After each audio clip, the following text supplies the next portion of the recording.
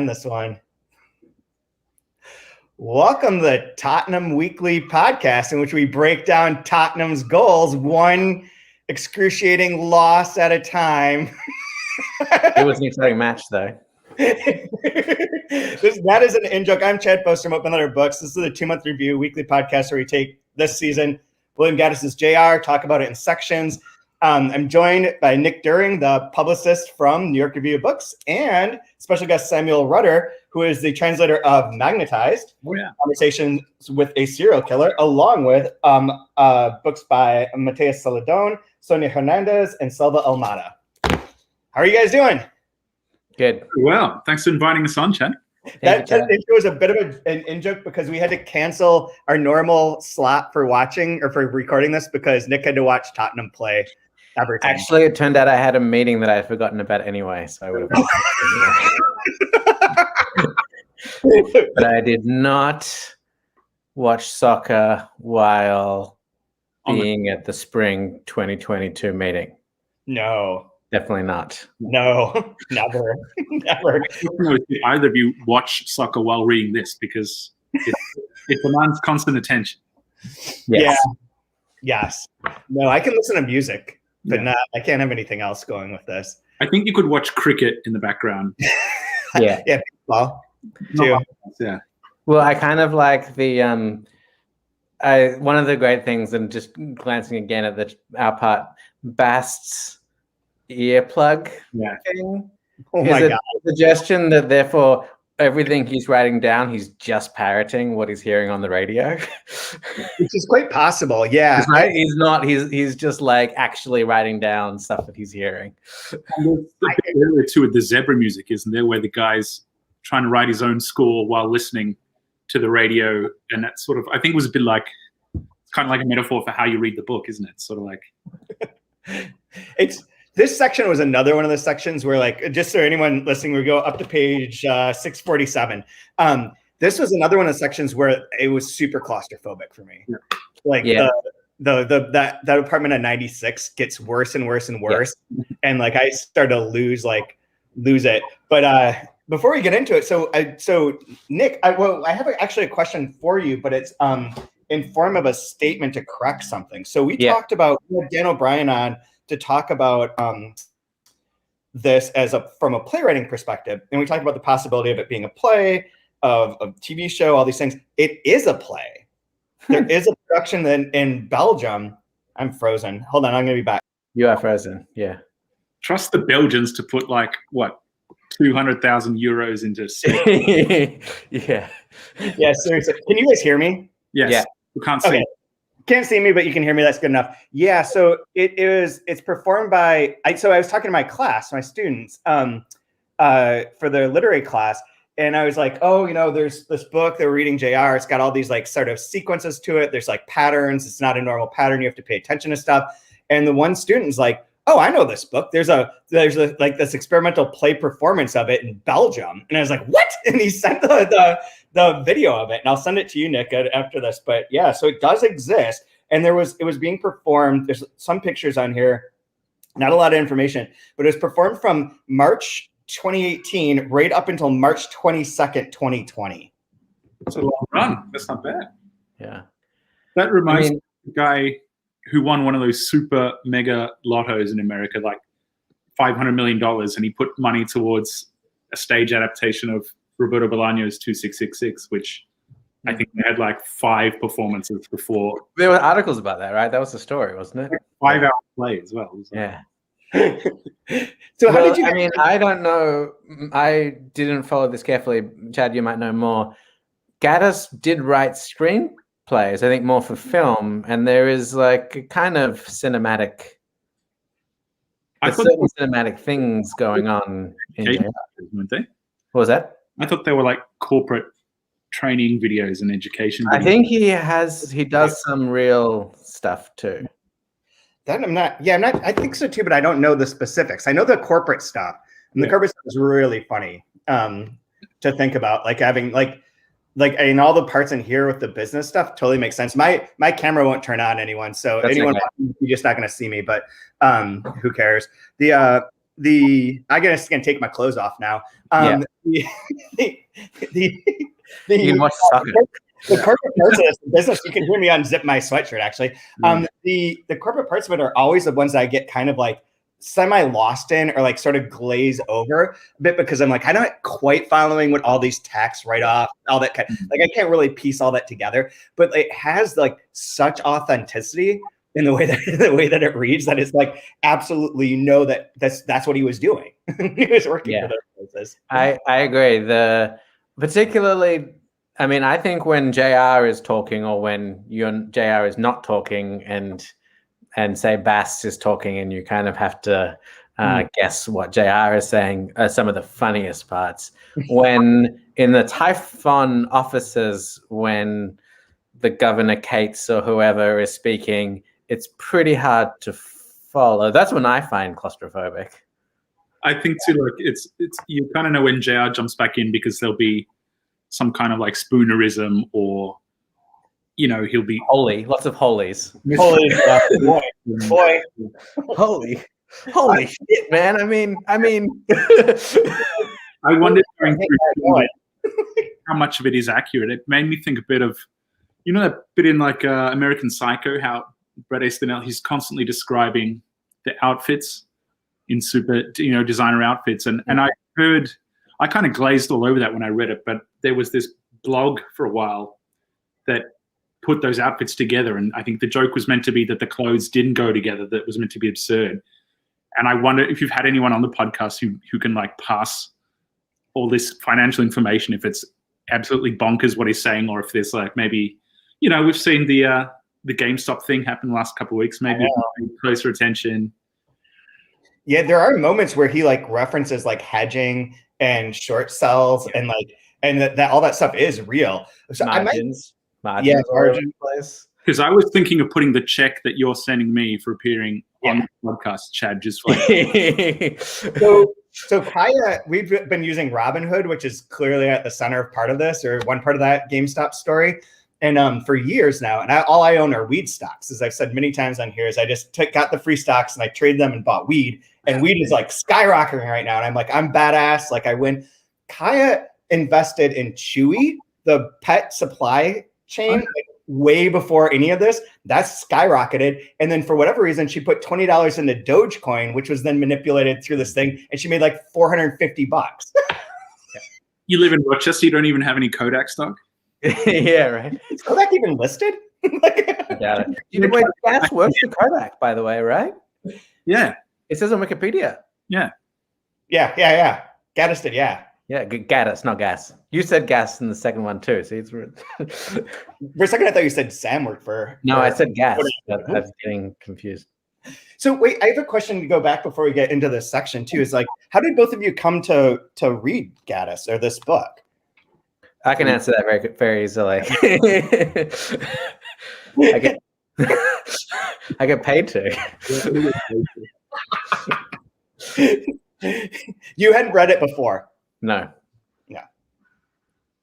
Sam? I guess so. For me, look, the short answer too is my friendship with Nicholas. He, belted me over the head first with recognitions, which was one that I really did enjoy, and I ended up writing about it for Paris Review.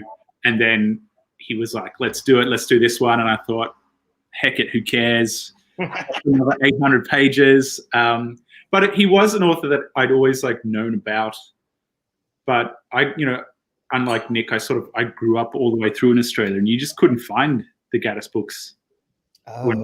Too. You couldn't get it. There was I remember seeing once the Penguin edition, but it was one of those books that people talked about, but you couldn't find anywhere. So. What is it? Yeah. So what part of you're from Melbourne, right? Yeah. And Nick, you're from. I grew up in Sydney. That's right. I thought you were from Sydney. Okay. So what is I'm curious because we have a lot of Australian subscribers and followers, and it seems that we have this really vibrant scene of people who are reading interesting books. But I don't know if that's a bias an accessibility bias because every single one of them is on Twitter tweeting, and it's just those people. What is it? What is the literary scene and things like what you just mentioned? What is it like in Australia? I think for me, what I would say is in a big term, Australia's always been a small part of a big culture in terms of English. So I think, we're a little bit more attuned to receiving and consuming all kinds of media, whether it's shows, movies, music that are from elsewhere. So I think, that might play into your hands, Chad, with the open letter thing. I think there is maybe a little bit, everyone's got this thing they call it the cultural cringe, which apparently the idea is that, being from Australia, you think that whatever interesting is happening in the world, it couldn't possibly be happening in Australia. It's got to be happening elsewhere. So there might be a case of a bit of an eye on the rest of the world. Mm-hmm. That might be something to do with it. What do you think, Nick? I mean, I left when I was younger, so I don't know as much as you. And I guess I wonder whether a lot of it is Sydney and Melbourne. And I think outside of Sydney, my dad lives in Brisbane, and he thinks, and he's a bit of a snob anyway, but he thinks there's no good bookstores in Brisbane. And Brisbane is a pretty big city. There is that one. I forgot what it's called, but it's good. That one. Yeah. No, that's mean. But it is, I mean, it's tough to, I remember like this time we're talking about when I was still there trying to get these sorts of books and trying to get books in translation. I'll be honest, I was one of those people who I would use things like Book Depository, which had a free shipping worldwide. Yeah. And you could get books sent to your home for a price that was a lot less than going into, say, a bookstore that I really love, like Readings or Glebe Books, asking them to order it in, waiting for it to come in. Paying a lot. Paying a lot. Yeah. And so that's been always a challenge, I think, in Australia is like as well, the publishing zoning and all that sort of stuff. Like, yeah, we would be getting English editions of things, and sometimes then it'd be tough to get, say, Dalkey Archive stuff if you didn't subscribe directly, and then Open Letter same deal. But I think it's changing, which is good. Yeah. And Sydney and Melbourne, you can get it. I mean, you might have to pay more, but it's at least available. It's available. Yeah. Nick, what was it like publicizing this book? Or your Gaddis relaunch in general? Well, it's pretty easy. I mean, the one lesson I've learned about publicizing people is if their names are recognized, it's much easier than if their names aren't recognized. And Williams Gaddis's name is recognized. You heard it first. It's like bestsellers are bestsellers. Bestsellers are bestsellers are bestsellers. Yeah. People are well known. To quote our overlords. Can I ask a question, Nick? Yeah. Because I read a bit about how, the estate had been unhappy in the past with, say, how Penguin had handled it. And then, there was an edition with Dalkey, and now you guys are doing it.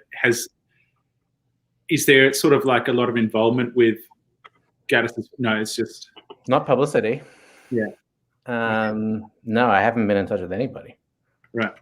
Have I? No, I got some photos from somebody, but yeah, I don't know. From what I could see from the Dalkey thing, it wasn't the estate that was part of it. It was an employee in the Wiley agency that were the problem. I mean, I'm not on the screen, so that can't be held by any normal legal standards. So yeah. I think you're having a deep sip of beer as you said. Already, yeah. Chad, I've only listened to the first 2 episodes, and you and Edwin already you hedged around things with Edwin, and then on the episode 2, the young woman who works at Tin House was on and had bought the book, the Dalkey ebook, and you said you shouldn't, don't worry. Sarah Kramer, be careful. It's fine. I'm taking it down. So you've done your duty. Don't worry. It's so funny because I took it down, but like somehow like it got reposted. It's like Amazon. As you know, Amazon doesn't care. Anyway, but back to your original question, and I guess I'm speaking a little bit for Sam, but also about me, and not the professional part of reading this. Mm-hmm. I guess I am. This is maybe a bit of the kind of white male-y thing, but like. I'm always intrigued by the big, big bulky masterpiece. And so I'd heard of Gaddis before, and I never read the Franzen review until this stuff. But then I was like, "Ooh, big, scary, difficult book. I wanna give it a shot." What did you think of the Franzen article. We had one episode with Ryan Chapman where we really went into that, since Ryan's a big Friends and Fiction fan. Yeah. What did Ryan say? he said the same thing about, like, we all kind of agreed about the essay, but to varying degrees, of that it's like clearly a very jealous, weird essay where he's coming from like a point where he's trying to prove himself, but prove like he's also of the people, and that it's really like off. It's just off key in so many ways. And like I found it like that was right. We did that episode right during like the insurrection. We were supposed to have the episode, but the insurrection started on Wednesday. Yeah. But I was, and then when I reread it, I was like, man, this is the same sort of language that's bled into like the divided, crazy country is the language that he was using in there, of like both like justifying his own point of view and condemning the other simultaneously. And I thought it's like a really bad essay. I think it's dangerous. Yeah. I mean, I thought it's been a while since I read it, and I guess this is leading into a question I'd like to ask Sam, which is, I don't like it now, and I don't think I liked it then. I don't like it now because even though JR is difficult because of the unattributed dialogue, I actually don't think JR is harder to read than the recognitions. No. And so him just saying recognitions is great, but the other stuff don't bother. It's like, seems pretty stupid. And the question that I'm asking Sam, which he doesn't have to answer right now, but I'm curious, is does he like the recognitions or the JR better, and why?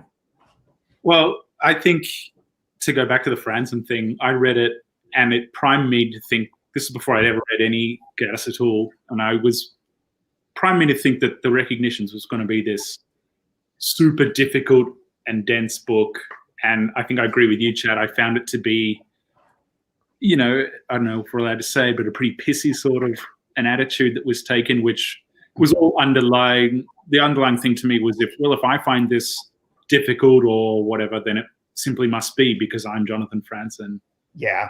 And I didn't like that attitude much. But I think, again, circling back to that idea of elites and white male and all that sort of stuff too, I'm one of those people who's in a bit of a position with recognitions where there's huge chunks of it in French, chunks of it in Spanish, that, I was able to, which I've done, Latin. So in that sense, I can see why it rubs people the wrong way, but I didn't find it as difficult to read as JR in an ongoing sense. I found interesting. JR, I found to be, I think, Nick, you might have said it as we were texting, it's a little bit unrelenting.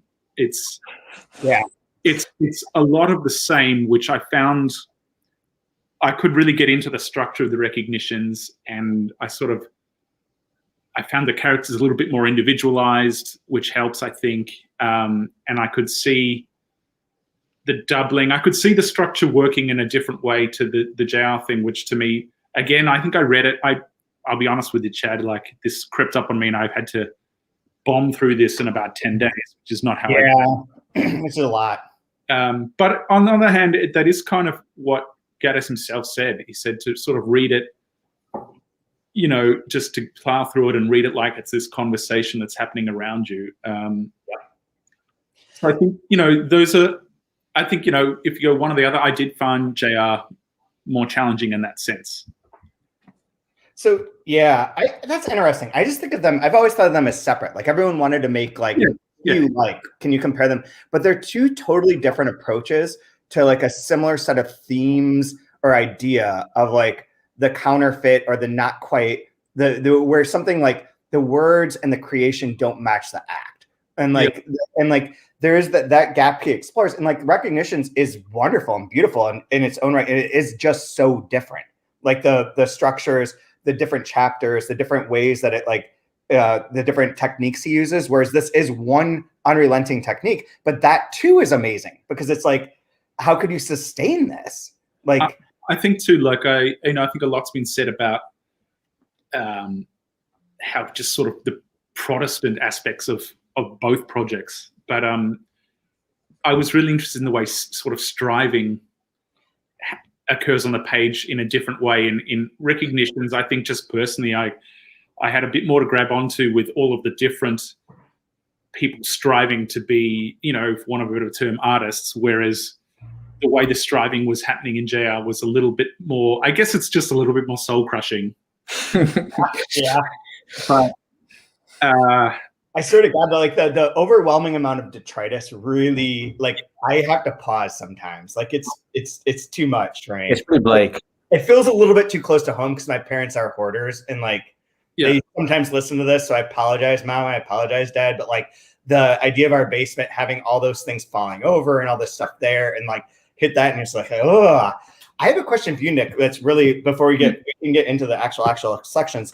But so the beginning of the Joy Williams introduction has the quote from William Gaddis on writing a novel. That quote is in the section that we're covering. It's on page 640, and it is actually Gibbs that says it.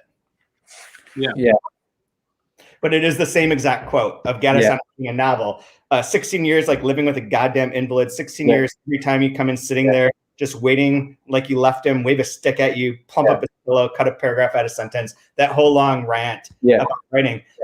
I didn't remember that was a quote from the book. When I read it in the beginning of her introduction, I was like, that sounds vaguely familiar, but like, in every way. It's kind of interesting. So I don't know. I don't know if I have a question, but that seems kind of. Why didn't they attribute it to the book, and why do they say it? I have no idea. So William sort of takes it as a metaphor, or as like a way of Gaddis describing his own gap between books, right? The 20-year gap. Yeah. Well, the quote ends William Gaddis on writing a novel, when actually, as Chad points out, it's Gibbs speaking. Yeah. To himself, probably. And then the next line is a magnificent example of rant. A perfect example, really. Recognitions was his first novel, was 7 years in construction. JR, his second, took more than twice that long. So it really does connect it to that quote. And when I was like, whoa, I forgot that was in there. Yeah. I guess it's been so long since I last read this. But like so many parts of it are like still very, very, very, very clear. And so many parts of it of like the overall structure of like what happens to people, don't remember, don't care. I just remember scenes. And I think just after that bit too, on 641, I noted down, he starts talking about agape as a possible title. And and I guess that's why it's easy to think, well, is this authorial hand of Gaddis jumping in? But I think, I remember when I was writing in the recognitions, going back and just same sort of thing, remembering one character saying something and that being important, and then you realize it's someone else has said it. But I think this novel in particular, there's like, I don't know, it's not quite, doubling and tripling of characters, but the idea of following the thread of who's saying what is kind of the whole thing, like the whole game of telephone or whatever you call it. All the leitmotifs. So like when things show up and then they get reversed sort of on the next page or like the next section, there's frequently like use of that, of like point and counterpoint, I guess is the maybe musical term. I don't know music. I am tone deaf and everything, but like I feel like the musical terms that exist that I've heard before feel like they're present in this book in a very textual way, which I find absolutely fascinating. Absolutely fascinating. I feel like that's the same way I read the recognitions, which is there's all this emphasis on triptychs and finished painting, and that's not there for nothing. So I took that as a way to read into them. This is a book that opens with, it's interested in Wagnerian operatic cycles. We know the great thing about Bast, who's starts with an opera, he's starting to get down into cantata, and then I think he ends up with, is it like a unaccompanied cello suite? An oratorio at one point. So, and then there's the player piano too, which So I think you're not wrong there, Chad, in terms of, I think Gaddis was always like very crotchety about people overanalyzing and looking for references, but I think you can't have it both ways. You can't ask for a deep reading and a proper understanding of your novel, and also say, well, don't read too deep. But there was what's interesting, like to me, as you say that, is that this opens up with the money scene, the infamous like money scene, where it really is about representation. Like that the dollar bill stands for money makes no sense to them. Like that's weird. And is like the idea of like reading into metaphors. So there's the Gaddis tradition and there's the kind of the Pynchon tradition, where Pynchon uses every one of those things as a metaphor for something grander, and you have to kind of dig into and understand the metaphor to be able to see what he's doing on a different level. Whereas Gaddis keeps it very on the surface. It is on the surface. It is that representation is being spoken because it's spoken all the time. Like all these people that you hear in the airport that are talking on their Bluetooth ear sets about Excel spreadsheets to whomever, like it sounds like Davidoff. It sounds like these people just being like, oh yeah, it's all of this, but what is it? 16 2/3 down, $200 loan, you know, blah, blah, blah, blah. And it reminds me of a different Delkey author, Gilbert Sorrentino, who John would always say was like, I don't know if any of this is true, but John would say that he had no depth perception. Like that he had no depth perception. And that's why in his writing, he was always like, metaphors I don't even understand them. They're dumb. Like everything is what it is on the surface. And in a way, this is like what it is on the surface. It is interesting too, because of all of these companies and stocks, none of them, because they're, you know, penny stocks and whatever, none of them are doing the thing that their name says they are, you know, when it's Catania Paving or whatever it is. So this idea of pure surface as well is interesting because it does come back to the dollar sign. And there's that bit, I think it's just before our section of all those corporate logos with the dollar signs and the breasts and the whatever. Just right. And I think that's something that, you know, not to go back to the comparison, but that's what one of the other things I found a little bit challenging reading through was you kind of come fairly quickly to what the book is about, which is sort of the just unabashed greed and shallowness of the way that the, you know, money and stocks go in this mode of capitalism. You know, as opposed to what you're saying, Chad, about how all of the laws of thermodynamics that Pynchon makes you walk through, it's usually a stepping stone to something else also, even though it can be, you know, pretty impenetrable as well. I feel like Pynchon's one of the big differences, aside from like the metaphor versus flatness, the difference between the two for me is that Gaddis doesn't see a way out, and Pynchon has a mystical side to him, and that's always what I was drawn to. Is that sort of like, here's the entropic world, but is there another possibility? Does the rainbow continue through the other side? Does it make a circle, and we only see half of it? And that's very intriguing. I can't find the second commercial, but when you're talking about the logo thing, we get an ad for JR in the middle of our section. Yeah. The JR family of companies, six was that 22? No, 614. Sorry, 614. And it's Alpaca, which is a joke title that I used for one of these podcasts that we never made reference to the joke. But for his Alaska essay that JR writes about mining Alaska, essentially, he misspells Alaska as Alsaca. And like one of the great gags through the last week's episode and this week's episode is that JR is coming up with these childishly insane ideas, and people are trying to like implement them. And we'll get to the main one in a second, but this one, Alsaca, like it's because he said that Alsaca Development, working day and night to bring the American family its full share of the world's energy. Alsaca, a proud member of the JR family of companies. When you see a product, a service, a promise of human betterment for all, if it's JR, it's just right. JR, American family of American and it cuts off.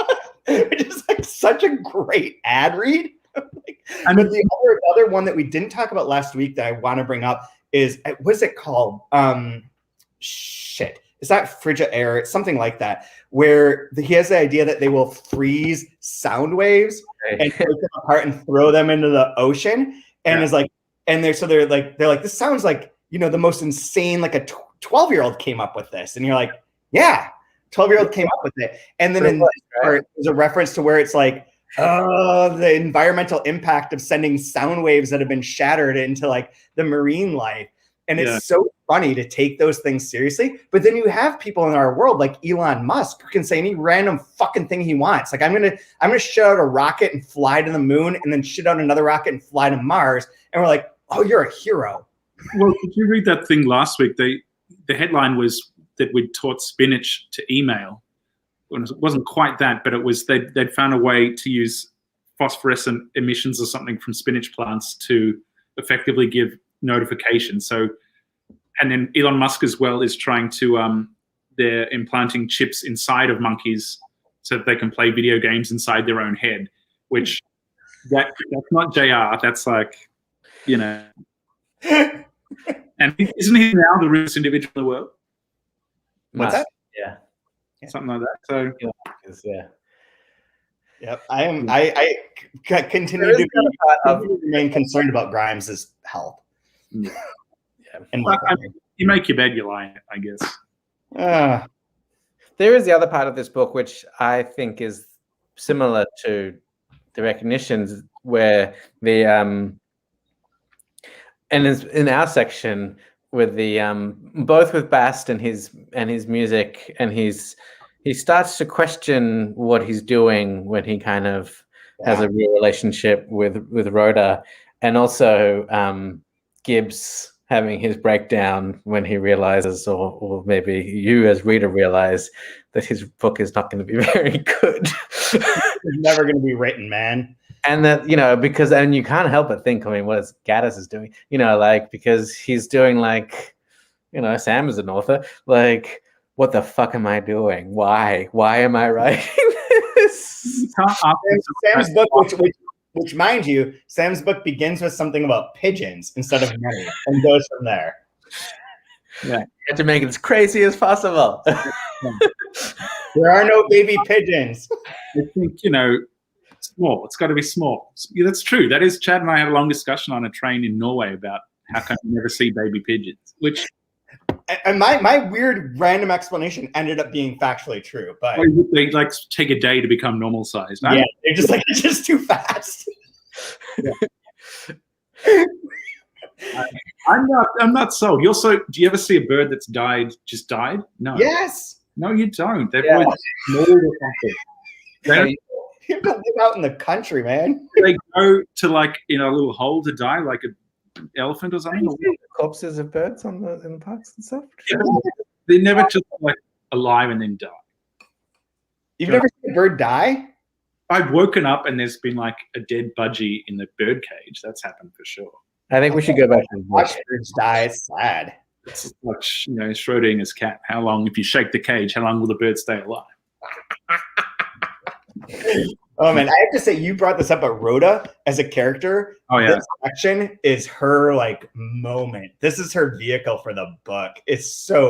She's so good. I felt like I was in Kramer's apartment this time. Yeah.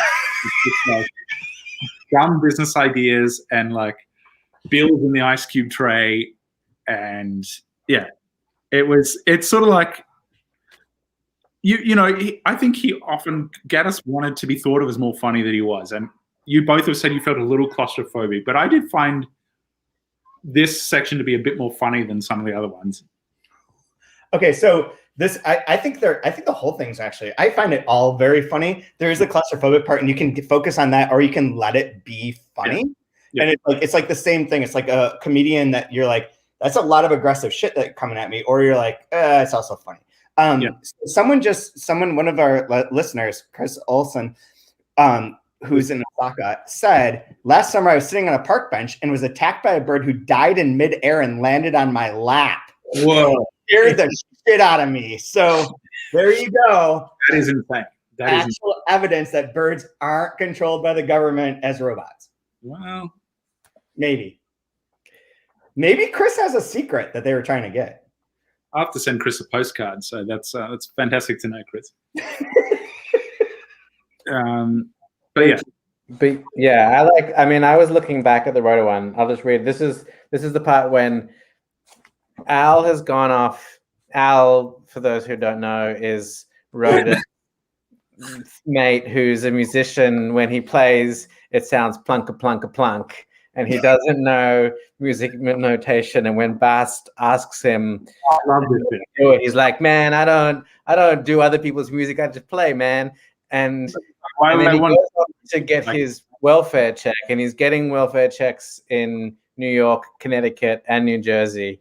And Bast, who is a good boy, starts to think, oh, this is a ripoff. And Rutter says, come off it, man. Like other people, I mean, like who? Like, I mean, someone's getting paid to be this weather forecaster someplace telling you fair and warm while you're like up to your ass in this blizzard. I mean, like, who does anything, man? I mean, someone gets a job and like the first thing they do, they try to figure out how to not do it. I mean, look at you, man. Like the business job with all this mail and calls and these presents, like only you're up all night trying to make this $400 writing this music for some band that's getting this money free to play it. Like, I mean, what's the difference if you get help off that and now gets it off this welfare? I mean, like, you're both in music and like you weren't even very nice to him, man.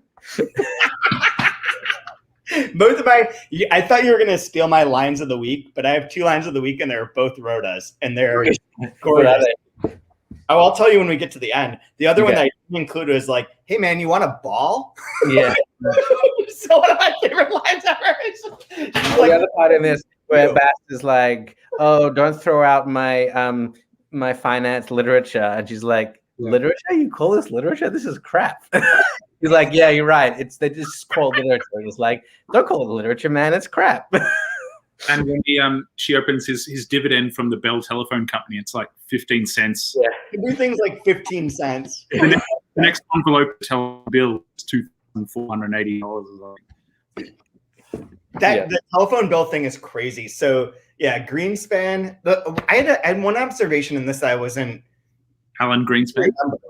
What's that? I was read Alan Greenspan as well. Alan Greenspan.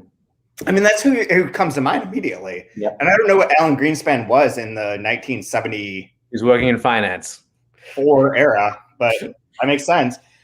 So using his name and using that thing, the thing that I didn't remember that struck me this time was that Gibbs understands how this all works. Yeah. Like his acumen for it, and like he gets on the phone with people and he's like, oh, well, what you should do is this. And that's how you make this thing, and like that would be the best. And like they start doing it, and then they're like, well, we can't move.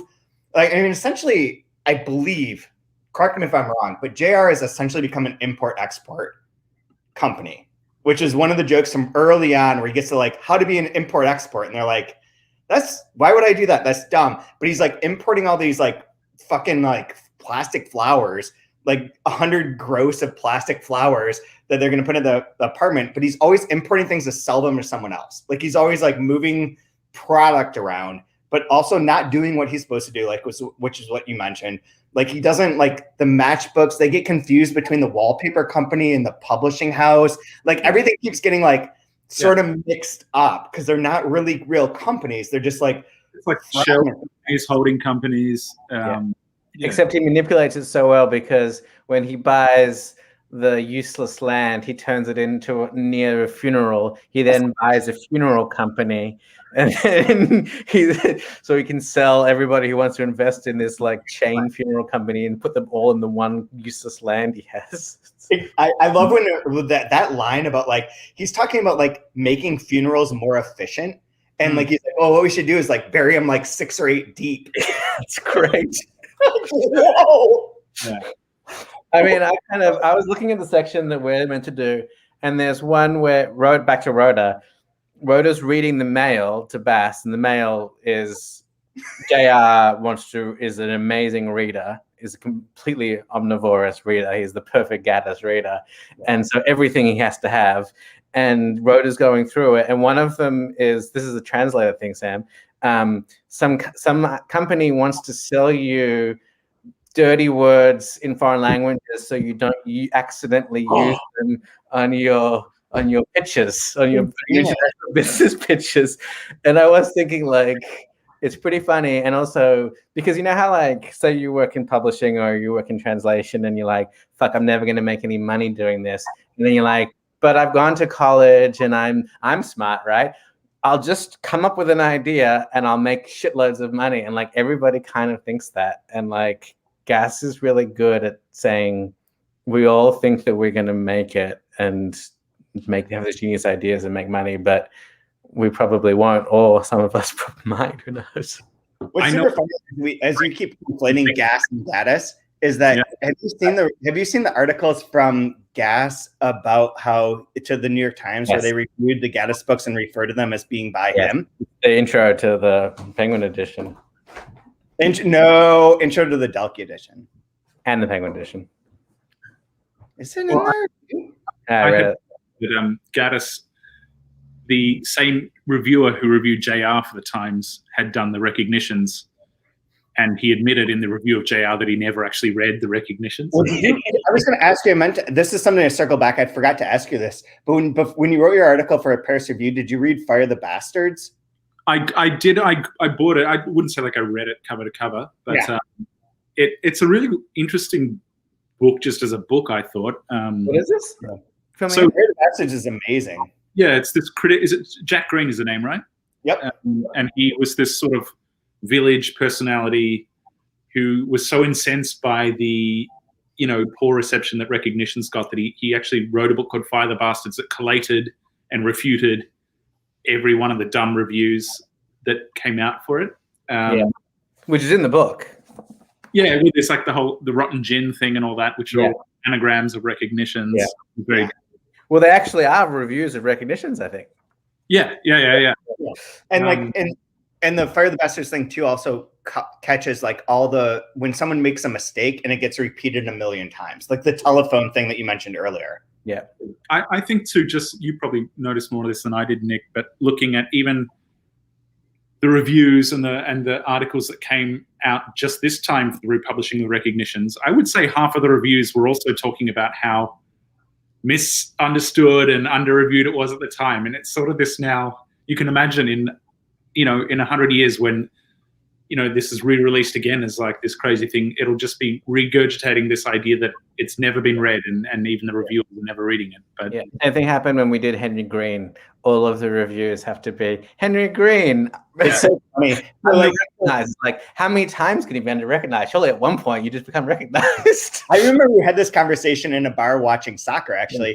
But like we redid all of the same Henry Green books you did, and my job as a marketing person was to repitch them the same way you did. Yeah. And then I left as we got the Gaddis books and had to do that same. It's so funny, like it's just this repetitive cycle of rediscovery and re-repetition of that moment. Not that it's a bad thing, because the truth is, nobody really does read these people. I mean, I know the sales numbers. Chad knows the sales numbers. I don't know your sales numbers. I'd be curious. Well, I mean, you can hear them. 1,000 people who are going to buy William Gaddis and Henry Green. I mean, that's buy, let alone read. I think you're far apart. When I was writing about it for Paris Review, I was very conscious of the fact that, one, I didn't want to write something along those lines I mentioned, which is just rehashing the critical reception. And I also had this sort of fear because he's still an author that's very beloved of the very serious sort of Lipro critic people. So I also knew that you couldn't, not that you can with other books, but you couldn't just get away with waffling or some trifling idea about it. And I don't know, you'd know sales numbers and what that, but I think that the people who do read these books tend to take them very seriously. I even think, that was one thing. I think it's in the Paris Review interview that Gaddis does, where he sort of says, well, Recognitions is meant to be a big comic novel. It's meant to be an epic. That's funny.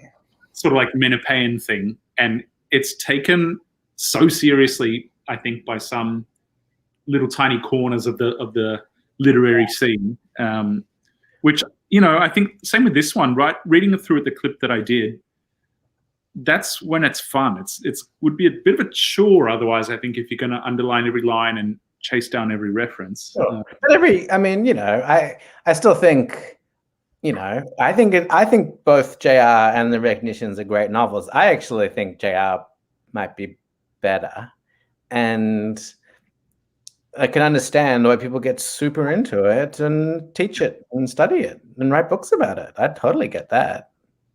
The craft of it's really interesting. The craft of both of them is really interesting. It really is.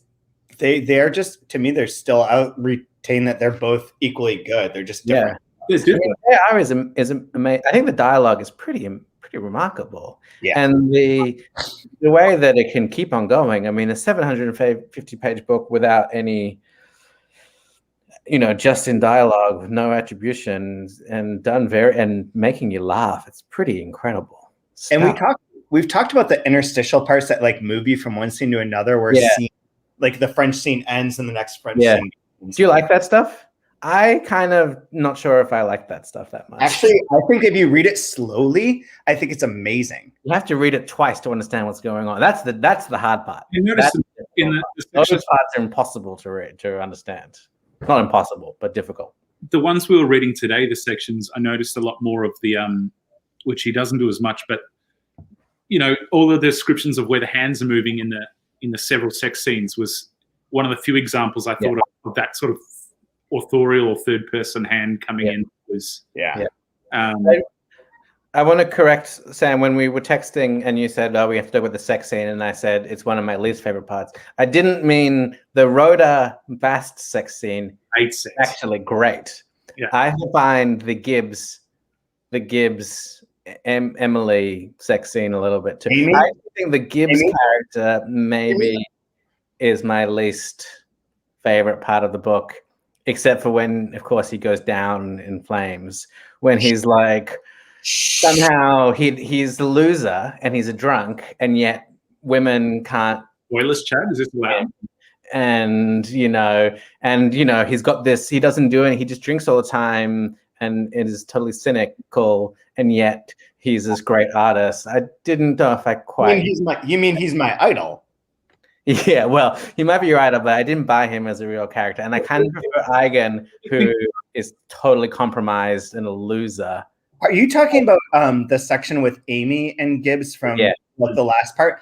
We went through that, and I think that's a very cool set piece. I get what you're saying. Sarah sent me a text about the exact same section, and I get that it goes on for a while and it's like repetitive in its own way. But if you look at it as like an extended thing, it starts out idyllic and ends in chaos and despair. What are you talking about? It starts off, we can't get it up, and it's a disaster. He doesn't get it up the first time, but he gets it up multiple times after that. But like, the fact that he doesn't get it up the first time becomes the thing that he hates her for at the end, where he says like, "Oh, you must be fucking all these old men because you said this thing about like, well, that happens to everyone. So you must be like having sex with all these other old guys. I'm not the only one." And it becomes like really mean-spirited and falls apart in a way that I think is really beautiful. Like, I think that set piece as like an idyllic, like 50 pages of this book where it's like, here is two people have a chance. They have a chance. Like, guess the only time that Gibbs has a chance. He's won the lottery by winning the horse races. He's met up with Amy, who's uber rich. She takes him in, has a shower, and like no chaos in her apartment. And it all goes to shit. So fast. That scene too, it's sort of indicative of, people talk about both of these novels as novels of systems. And I don't really read them as the system crushing the individual. I think this is a perfect example of where the system itself provides Gibbs with all of these material opportunities to do and be whatever he wants to be, which is allegedly a writer. And it's his own sort of, Nick might have called it cynicism or sloth or whatever it is. I think there's a difference between I don't read these books as systems crushing individuals. It's a system that allows an individual to opt out of what their stated goals and purposes are. And I think that's what Gibbs is like. He sort of realizes, he sees how the sausage is made and decides for himself. It's not taken away from him. Does that make sense? Can I ask you a question about that as a follow-up? Like that's in the Friends and Essay as well about the system novels. What does system novel mean to you? I think it means something. I think I might be either wrong about how I'm using the term or like have a different vibe on it. But like, what does system novel mean when you're using it in that way? For me personally, I think of it as coming through the modern tradition of begins with sort of this idea of every man against major events of history. And so it's the idea of how can one individual, on the one hand, be sort of the protagonist of their own story, and then how does that spread through into a larger level? So, like, to me, it's everything from, you can even make an argument like Augie March's like that, which is how does one person fit into this larger system of America or not? And then I think you've got other novels which come from a different tradition, which might be, we might call them more personal or more intimate. which are, I think, there's a lot of discussion about this at the moment. For example, what are novels, contemporary novels, that are happy to deal with person, individual, online, in the economy, in the internet, and what are the ones that are like, let's get all these people in a country house on the weekend and cell service goes down and you've just got person versus person. Right. I think, I don't know. I had to do a lot of like post-structuralist stuff at university, and I have no university backing, so like everything that I think about these things is like on my own. But one of the things I think is interesting about I don't know, the way that I think about it as a system novel is like it sets certain things in play with certain natural motions, and things trend towards these certain poles. And as they trend towards these certain poles, the system is created, and it's very hard to win if you're not part of that. Well, I think that's true. And Nick and I we had thought that by this point of the podcast, you're probably sick to death of talking about entropy. No, I love entropy. Well, also, if any actual physicists are listening, please block your ears, because my terrible working understanding of it, as we might talk about it here, it's about disorder within a closed system. So to me, that's something that, you can follow this through, as we have many times through Pynchon, Gass, all the way up to, say, David Foster Wallace and his last novel, which is about the tax. And that, again, that's a perfect example of, that's a closed system where it's sort of disorder within there, but there's only so many rules. Mm-hmm. This is an interesting tradition. I think here for me, the closed system also is like the telephone, which is something that is so important, especially in this scene. But a telephone is something that, for example, you have to answer its call. You can't not. You have to be where it is and you have to answer its call. Whereas new systems, I think, like, say, the way we talk about the internet is really different. It's not a closed system in the same way. That's true.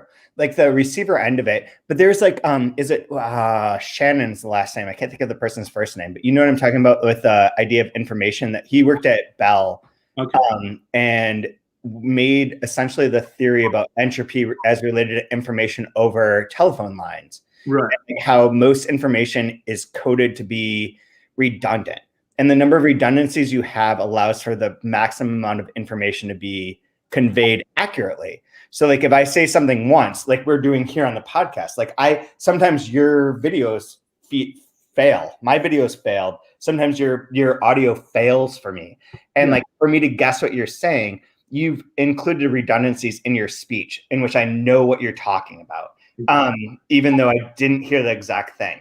Like there's a guy, Claude Shannon, who came up with like the mathematical theory on how that plays out through telephones. And I feel like this book is that played out. It's like everyone gets about 70% of things, but never quite the whole bit.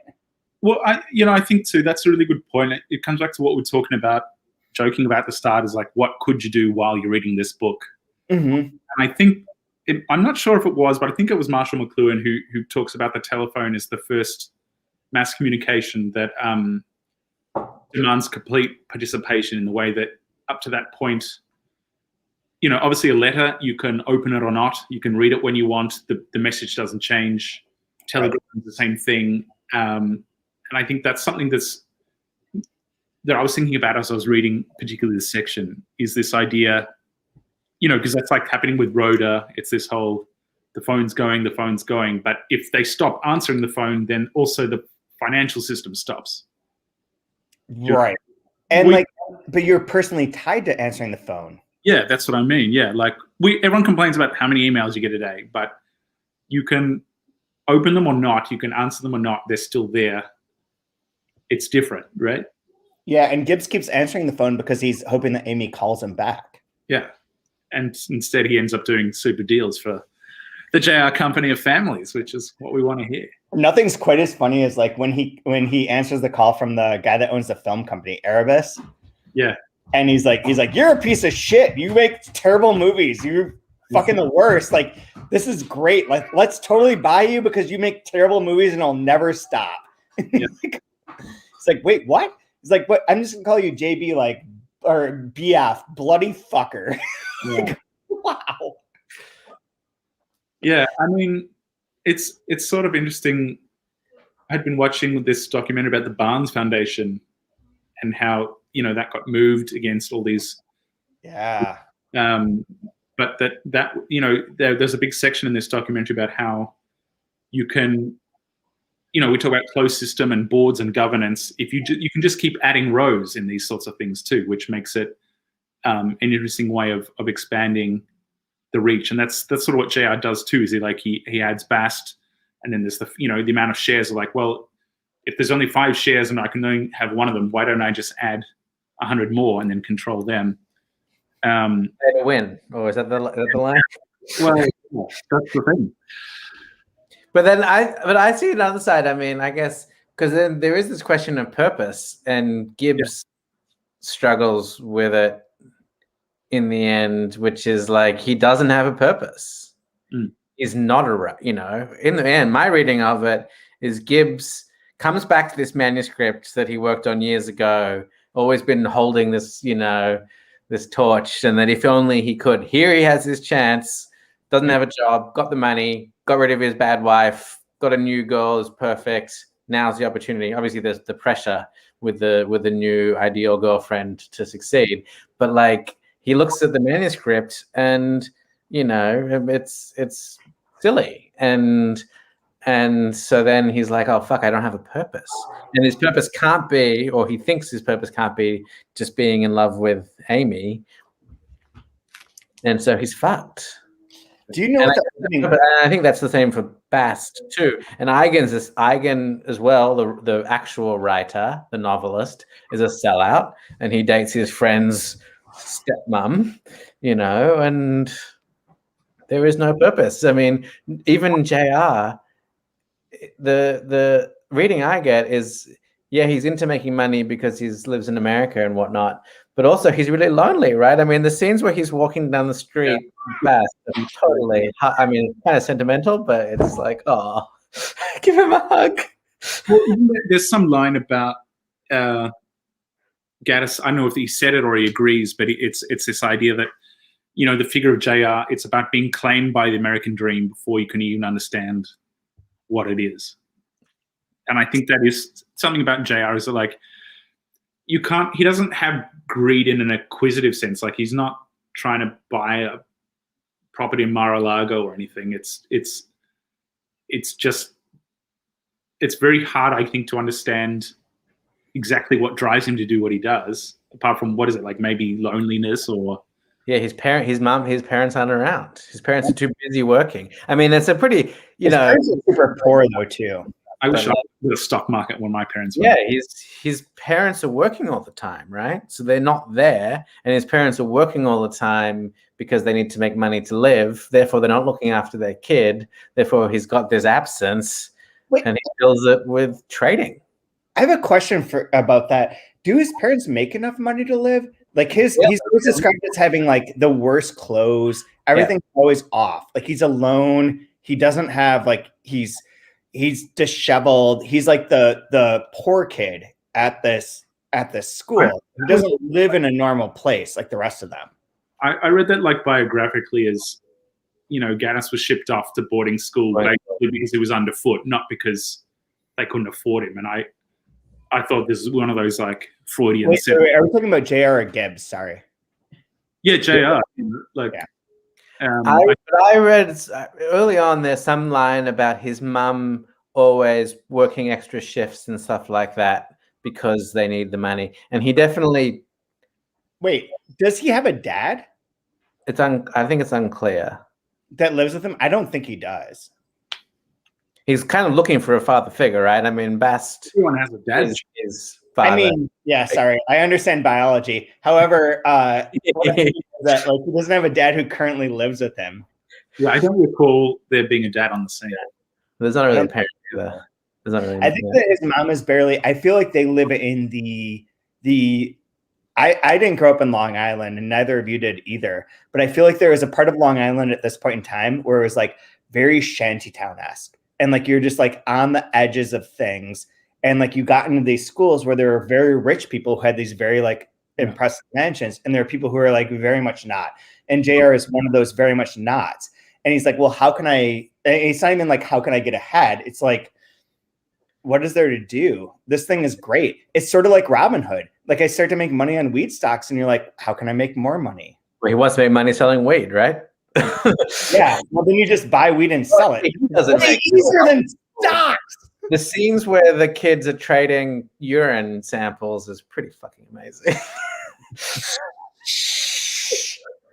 God damn it, Nick. You're never allowed on another podcast till the end. This is supposed to be educational, Nicholas. A what? This is supposed to be educational, this podcast. Educational. Up to this point, up to page 647. But they're doing that in the beginning of the book. Yeah, they are. They do. They do the thing where they like where they talk about all the drug people, all the kids that have like the high drug tests. There's some of the craziest he dies. Some of the craziest dialogue is when early on when they go into the whoever poor old Decephalus is going into the men's bathroom and getting in crazy conversations with the crazy gym teacher, and while they're in the kind of stands, the kids are trading urine samples. It's that's a random drug test that happened. Yeah, they're getting urine from the clean kids. Yep. And they're dealing drugs. I mean, who hasn't bought urine before? Really? I have been approached for urine. I've never sold it. Yeah. That's interesting. Love it. Did I not? You'll never know. I'm not going to incriminate myself on a podcast. For you both, which is on page 623. I thought it might be good just because, we're talking about 100 years difference. It's a page of notes of typewritten notes with annotations about things that were going on in the year 1920. Mm-hmm. One thing that jumped out for me was Melba? Yeah, that's also, we said we weren't going to talk about classic Aussie rock, Nick, so leave Nelly Melba out of it. I want you to. I need a song for this week. There's a comment, handwritten comment that says, the arts must accept the new conditions and make the most of them. And I'm wanting to drop that in terms of this is 1920, so it's not so far away from that New Deal, what is it called, American Work Program, where they just got artists and writers to, paint the side of a bus shelter or, write the menu at a, whatever it is. Do you think we're also in this is this sort of like cyclical, this sort of like crisis sort of mode of the arts? I mean, isn't there, like, with the entropic idea, is that every once in a while there's an influx that keeps a certain part of the system afloat. So like, that's the entropic ideal that you're talking about, or not ideal, but the entropic situation is the Amy and Gibbs situation. Yeah. It's a closed system. It's the two of them. It's that. And the only way that you can sustain that is that there's an outside force of positivity that gives you money or growth or like energy. On the most basic level, it's energy. But like, I think that WPA is what you're talking about. That is needs to cycle back every so often because you need to prop everything up to let it fall apart. To prop everything up to let it fall apart. Now, right? Or at least theoretically, arts people are talking about it. Mm-hmm. What I mean, that section there too is at a 50-year distance from when, Gaddis is writing this. This book comes out in 71, which doesn't it come out in 74? Oh, 70, yeah. Or maybe he's writing in 71. Yeah, well, yeah, that all that time, but or 71. No, yeah. it won the 1975 or 74 National Book Award. Mike, sort of like, are you guys into that idea of like a cyclical? I like what you said there, Chad, about like you need this somehow this exterior energy needs to come in. Like, isn't that's the argument about supposed perpetual motion machines is there's never going to be one that doesn't expend more in doing the action than it can conserve. Right. You need, like, the only way that works is that there's some other piece of some other form that allows the energy to exist. But at the same time, the cyclical thing is, this is going to tie into what you do, Nick, and what we've done relatedly is that there is like various theories about how things come back every 10 to 15 years. Yeah. And there's the swinging. You go in one direction for 10 years. Once you hit the peak, you sort of swing back the other way. So like right now, like I saw someone on Twitter talking about like very small novels. Everyone's like translating small novels or publishing small novels.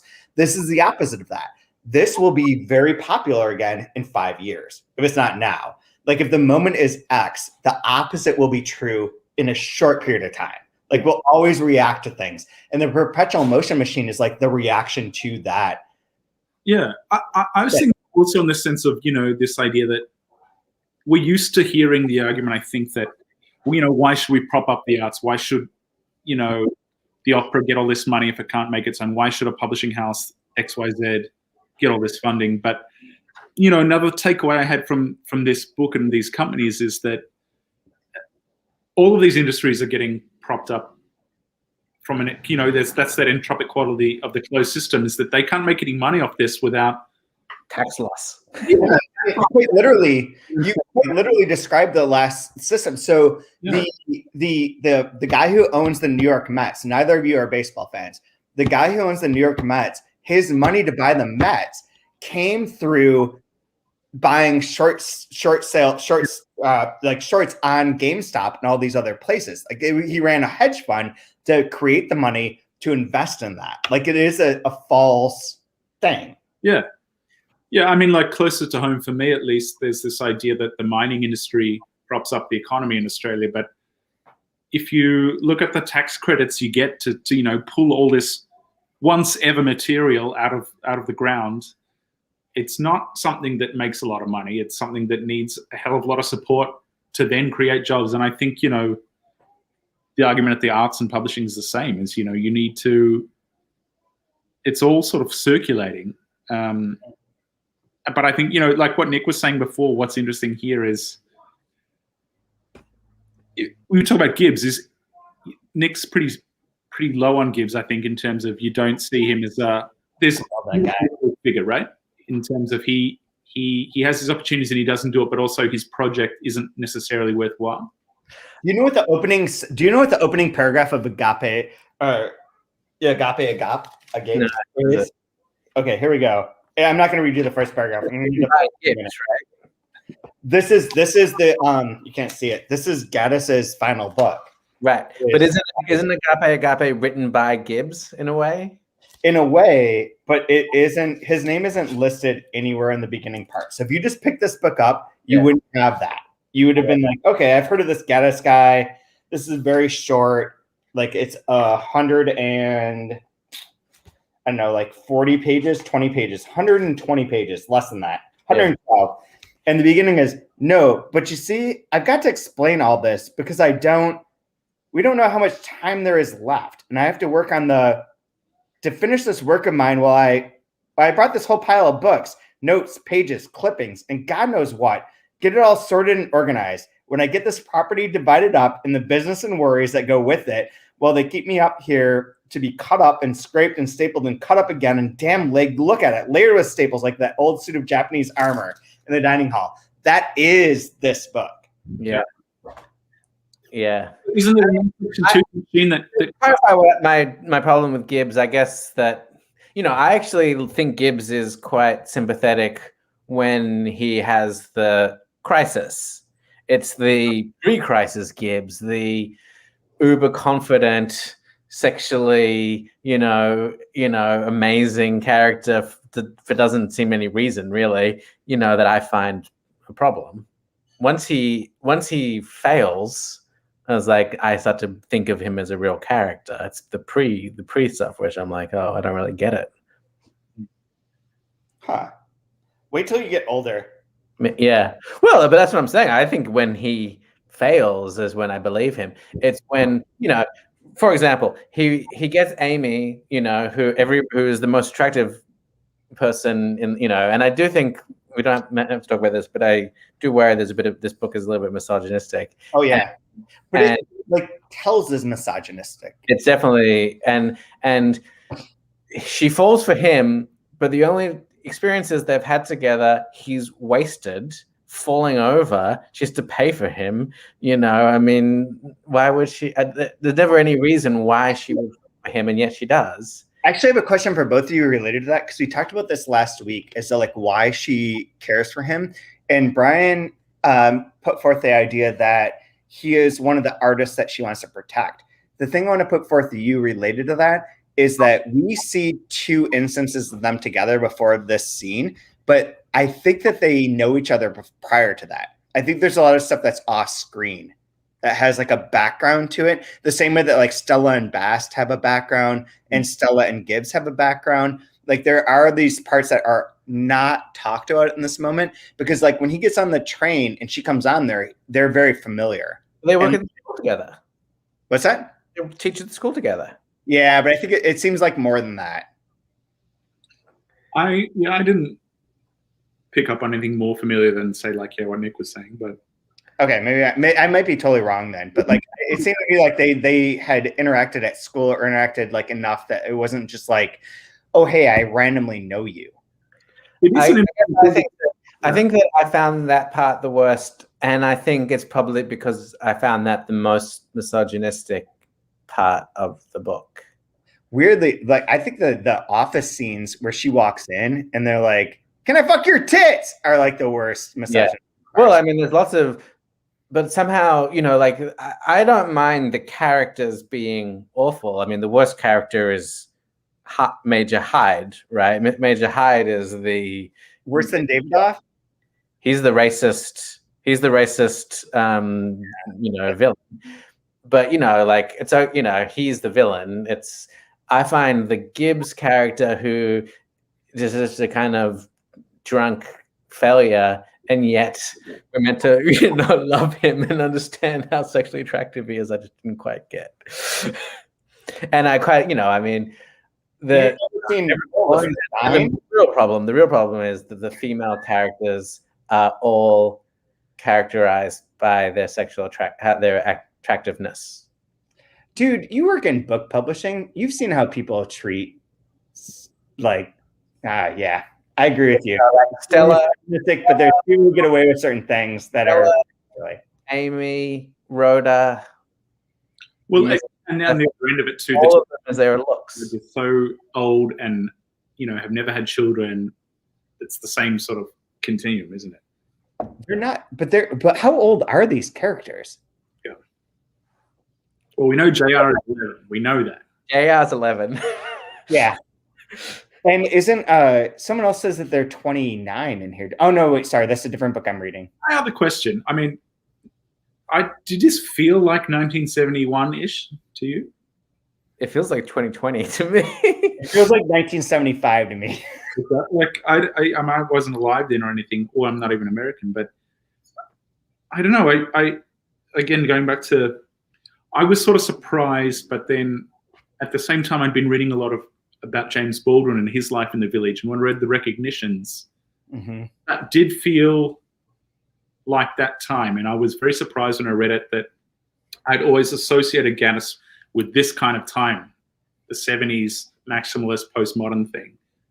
And I was very pleasantly surprised at how sort of avant the recognitions was. But it was I don't know, it was a funny one to me to read this one. I didn't feel a lot of the zeitgeisty things that I've been led to understand we're meant to feel about the Vietnam era.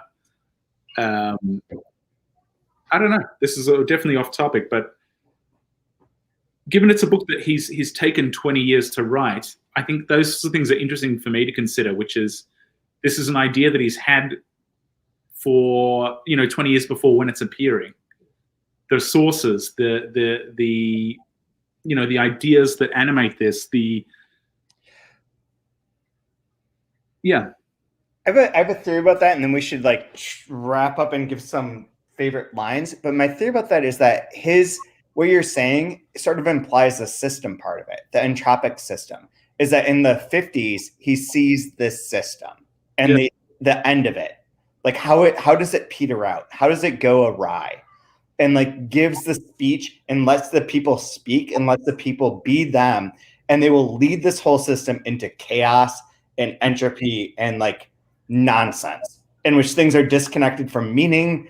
things are not worthwhile, but are on paper. Like there's a lot of discord between what you believe in and what is valued. Like a lot of that comes out, but it feels like you see that in 1960, 1958. And it's just like, it just takes a little while for it all to fall apart. Yeah, I think, and that's what's interesting too, is that the 50s, America's coming into one of those really buoyant moments, I guess, of the post-war, the consumerist decades. I think you're right, Chad. This sort of like entropic idea is very interesting when you think of the way that the novels do connect in terms of systems, because they're very different, as you said. When I read them, I think of them as two very different novels, but you've got to think about, I think, the way that they're coming maybe from the same animus or not. Right. Or like it sets forth the rules, and the rules of the system don't ever quite coalesce. Like it feels like very much like oh shit, what was the guy Bernard oh my god, I had one beer too many as we drank this, but the guy that like believed that they could create Russell believed they could create a system of numbers. And then there's like Gödel's theorem. That's like, it never quite works. Yeah. Like it never works. And like everything at that point in time in the 50s, 60s, like the recognitions, JR, these moments were moments in time in which when he was writing it, people believed that those systems could be perfect. There's Epcot Center. There's like this idea that like we can create the perfect system. And he's always like, no. Yeah. You really can't. It's not going to work on this level. It's not going to work on this level. Well, and that's what I bring up in terms of that 70s thing is, if you look at what else is being written, I think it comes around the same year as Rabbit Redux. Mm-hmm. And is to me, I haven't read that for a very long time, and I doubt I'd read it again, but that's very much a novel that looks back on a system of being and thought and being American, that the whole idea for Rabbit is that it does and doesn't work out in sort of quite traditional ways. And then, then looking to France, this is an era where you're starting to, you've had things like Claude Lévi-Strauss. It's just, to me, it's very interesting to sort of situate it historically. And I mean, that's coming at it from a systems point of view, but yeah. Well, I mean, I thought this book was kind of timeless, and I know that in the other episodes people have said this. I mean, it feels pretty contemporary. I mean, the TV screens and the streaming of things in the schools and the high finance stuff. I mean, just saying GameStop and everything, it's all right there. Well, I kind of think with Recognitions, the 50s bohemian stuff felt a bit dated to me. I'm looking, and it's also the same year that Fear and Loathing in Las Vegas came out, and also Mr. Tickle and Mr. Happy by Roger Hargreaves. So wow, that's a bit of a zeitgeist for you. Holy shit. I have to make one last comment, is that the part where they're talking about selling encyclopedias and they're selling the first volume in supermarkets, and like, we'll give you this one, blah, blah, blah, we'll give you volume 4. My mom bought every single volume 1 thing from supermarkets. When I grew up, I was born in this era. I'm from 1975. Yeah. So like in this era, my mom bought every first album where it'd be like, introduce your kids to classical music. Here's Beethoven, volume 1 of a 24 volume set. It's only 99 cents. The next volumes will be $12.99. She bought that every time. Every encyclopedia we knew from A through Z. Like we knew nothing. Like we knew the beginning of stuff. Yeah. And that shows up here wonderfully. So what's your favorite line, guys? Oh, yeah. Nick, you go first. Don't steal mine or I'll kill you. No, you go first. I'm still looking. I'm on 626. These are 2 Rhoda bits, and they're not connected, but I love them both so much I can't choose. This is her talking. No, look, man. I mean, look, like, you're this fucking bank, right? So, I mean, like, you're so hard up for this fucking money. Go look in your fucking bank vault. That's where, like, oh, wow. Yeah. No, man. I mean, look, like, you don't give news to newspapers. You get news out of newspapers. I mean, like, that's what newspapers are for. Yeah, she's great. She's So good. Favorite. But I have one 579, which is back to the funerals. She said he sounded quite ecstatic to learn that $2 billion was spent on funerals last year, and you simply must tell him that the death rate is climbing steadily. Imagine, only 180 million funerals in America since our dear country was born, and we count on 200 million in just the next 45 years. I cracked up at that so hard last night. I was reading this, I couldn't stop laughing. I'll do the Alaska part, the misspelling of Alaska. 598. Yeah. Well, look, he's a lawyer, isn't he? And this law firm you got out there, Milliken Mudge, whatever it is that represents this gas business, let him talk to Senator Milliken about gas exploration and all the rest of this Alsaca. What?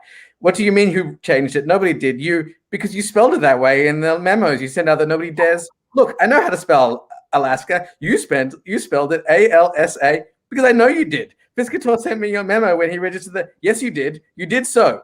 You look, goodbye. I'm not going to spend the rest of the, what? One more little thing. Listen, we talked about that. I said I wasn't going to, didn't I? No, now wait. What do you mean take the bus? What? So good. That's such a good reading too. Love this book. Yeah. Hey, Nick, is there anything from NYRB that you'd plug right now that's coming out?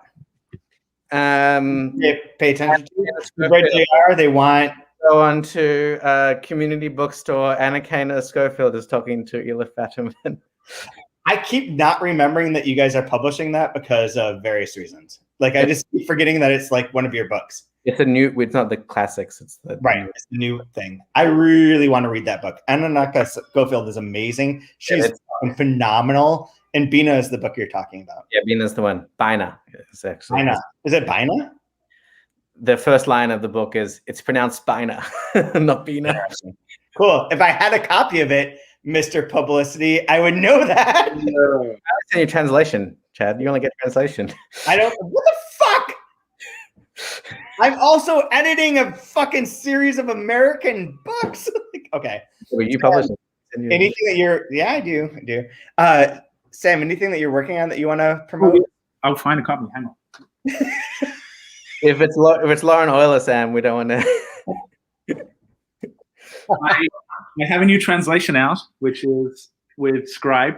It's called Prosopagnosia by Sonia Hernandez. It's a very weird book about motherhood, a girl who gets face blindness, which is what prosopagnosia is, disgusting ibises, a fake Mexican artist. It's short and weird. As Chad says, we only do short, weird translations now. That's where the market is. That's a cool thing. Yeah, cool cover. It's very fun. Have a look at it. I almost dated someone with that. And what, she couldn't remember you or what? No, we met multiple times and we kept having the same near romantic connection. Jeez, that's like the opposite of that movie with Adam Sandler, isn't it? I guess so. I never saw that movie, but like it was literally like it would lead to a point and be like, well, we know each other, and she'd be like, I don't know who you are. I'm just assuming she's probably was lying, Chad. She probably I'm gonna go kill myself now. Thank you guys. Love you. Thank you for coming on. Thank you for having me.